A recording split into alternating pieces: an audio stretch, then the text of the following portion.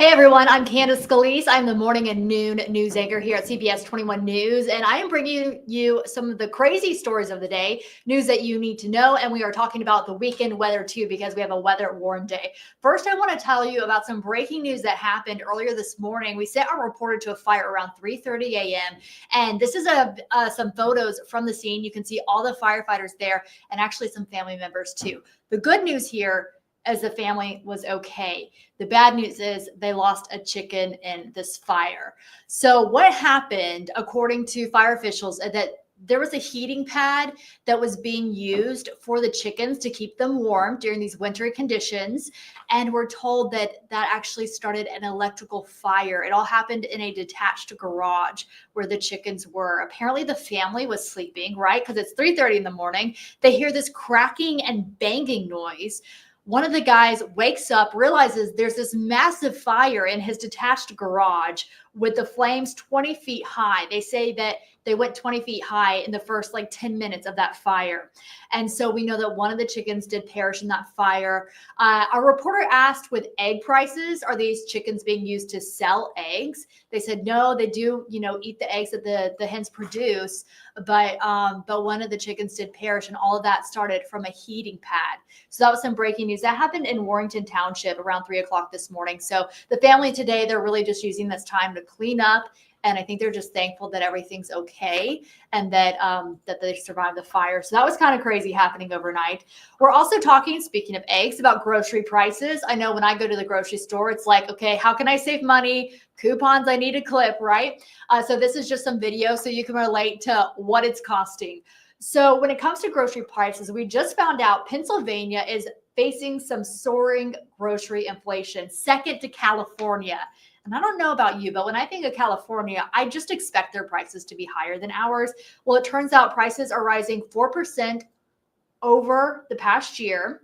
Food service struggled to recover, of course, we know, from COVID.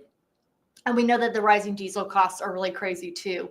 So our sister station actually talked to Senator McCormick, who said that deregulation and addressing the bird flu are crucial steps. We know that in Lebanon and Lancaster counties, they've experienced the bird flu. In one of their farms, there was 86,000 birds. We know millions of birds across the U.S. are being impacted by this bird flu. So that's, of course, not helping those egg prices and the grocery prices, but just kind of crazy to hear that we are second to California when it comes to grocery prices at the grocery store. So a good idea, clip those coupons, meal plan. I know that helps a lot. I talked to a nutritionist recently who said, buy the big chunk of meat, buy the whole chicken. And if you're comfortable with it, cut it up and then use every part of the chicken instead of just buying the breasts or just buying the drumsticks. So if you're buying the whole slab of meat or the whole chicken, that's going to help you with saving money too, because we're all looking to save a buck, right?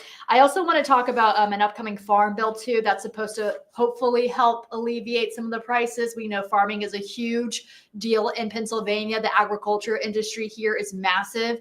So that's something that we're looking into as well. All right, let's talk about the Eagles, okay? I know everybody likes to do this, right? The Fly Eagles Fly sign. They are having a parade on Valentine's Day, which is tomorrow. Now, this is some of the chaos that happened right after the Super Bowl win. People smashed windows. They set things on fire. People climbed light poles.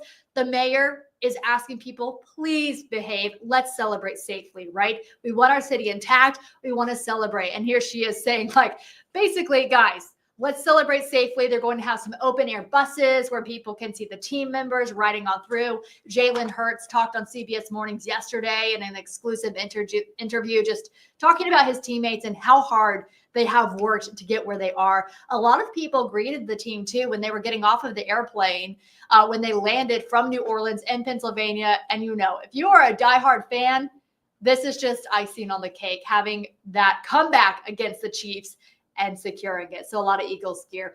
Philadelphia schools are going to close for the parade. So all of the public schools are closing tomorrow so that everybody can go. And there's supposed to be some victory speeches at an art museum. The parade route is through Ben Franklin Parkway if you're looking to go. Our team here is actually sending a crew. So we are going to have TJ Anthony, our reporter. We're going to have John, one of our photographers there. We're going to bring you everything live streamed right here on YouTube and on Facebook at CBS 21. And we are going to show you everything that's happening from 11 a.m. until the party stops. We are supposed to hear from Jalen Hurts, who is the MVP. So we'll expect to hear that. But just, it's so fun to celebrate, right? And it's always fun to look forward to something to celebrate. So while that's happening on Friday, which is also Valentine's Day, I got my husband a card from the Dollar Tree yesterday. Don't tell him that's where I got it, but it was $1.25, and it's actually a really good card. So we're going to have, I think, pretty good weather for that, but then really dicey weather on Saturday. So Steve Knight is standing by for that information. Steve, did you get your wife anything for Valentine's Day? I'm putting you on the spot here. First of all, I need to turn my light on. Yeah. So we can see. There we go. In the dark in the weather center. Yes. I actually do have an overhead light on, but it's not enough. I got to turn on the okay. Yes, I did. However, I didn't get the card yet. Okay. And not unlike you, I'm a dollar store person when it comes to the cards because talked earlier about finding ways to save a buck. Dollar store cards, man. That Trader Joe's. Trader Joe's always has the dollar cards too. There you go. Can't go wrong. There you go. There you go. All right. So let's talk some weather. It's going to be good for the Eagles parade. Tomorrow, it's going to be quiet for Valentine's Day. Our next focus is Saturday. It is a weather-worn day. Saturday is just going to be an ugly day here. We're talking about snow at the onset that I think will be around midday and a couple of inches of some slushy accumulations, like a heavy wet snow. And then I think we're going to see a changeover as temperatures warm just a little bit to sleet and freezing rain. That'll happen after 4 o'clock, continue well into the evening hours. So we put sleet and freezing rain down on top of a couple of inches of snow. Then eventually that changes over to plain rain late Saturday night. And I think it's going to rain pretty hard late Saturday night, Sunday morning. We may not see the rain end until like midday on Sunday. So this could be about a 24-hour storm. That graphic right there is a screenshot of our future radar at 3 o'clock in the afternoon. So that's just as temperatures are warming and things are changing over from west to east. So, half the area is going to be in purple. Eventually, the purple will overspread the entire region during the evening hours, but that's just indicative of when we think things will start to change over mid-afternoon from snow to more sleet and freezing rain, and then eventually plain rain. So at the onset of this storm, it's going to be right around the freezing mark, and that'll be around noon on Saturday. By the time we get to Sunday morning, it's going to be closer to like 40 degrees, and that's why Sunday is all just rain. But, yeah, this is a ugly storm. I would say this. If this was going to be all snow, this would be a blockbuster. This would probably be a foot of snow, if not more. So it's good that it's going to warm up. If it was going to be all snow, it's not going to be all snow. Yeah. Wow. But it just sounds like travel Saturday afternoon is not a good idea. No, Saturday afternoon, Saturday evening, those are the times to avoid. I would say, we always paint with a broad brush here and cast a pretty wide net because, we've got a viewing area that's massive geographically. So bottom line here is try to avoid travel from about 11 a.m., give or take, until about 11 p.m. on Saturday. So, that's a big window where you want to avoid travel, but it's a big storm. It's going to last. I think it's going to last about 24 hours until it's done, until there's actually stuff done falling from the sky, which will be rain on Sunday. So, this one's got Gulf moisture along with it. It's a potent system. Thankfully, well, I don't know. It depends on your outlook. I was going to say, thankfully, it's not going to be all snow. Maybe some people do want a foot of snow. Right. So it's just going to be a really sloppy storm on Saturday. Okay. Yeah, that's a good heads up because I know people, if they were planning on celebrating Valentine's Day Saturday, probably have those dinner plans, but it might be a good idea to just reschedule those. Yeah. I would say either celebrate Friday, celebrate Sunday.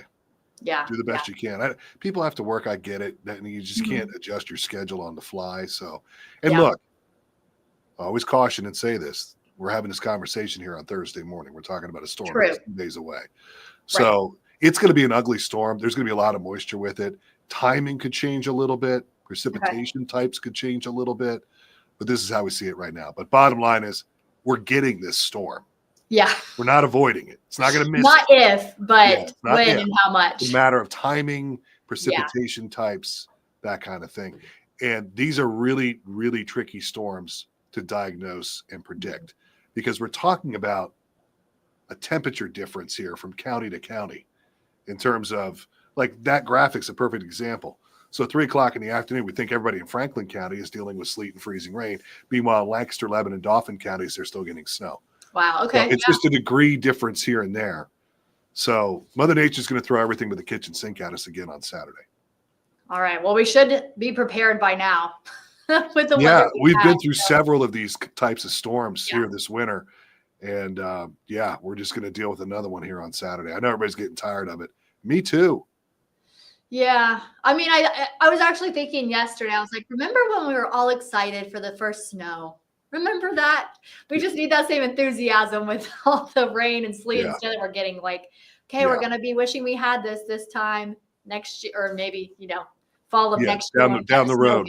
Well, yeah, you always get that lull, and it's always exciting when you Mhm. get the first one. It's when you get into mid-February, everybody's like, okay, we're good. Yep. Next. We're good. Let's Next. go. Next. Yeah. Okay. Well, that's good information. Thank you, Steve. I really appreciate it. Sure. Helping everyone plan out their weekend. So that's all we have for you guys today, but we're going to be doing these pretty much every day from here on out. So keep us on your radar, subscribe, and we'll keep you updated with the news of the day. Thanks for joining us. I'm Candace Scalese for 21 Next.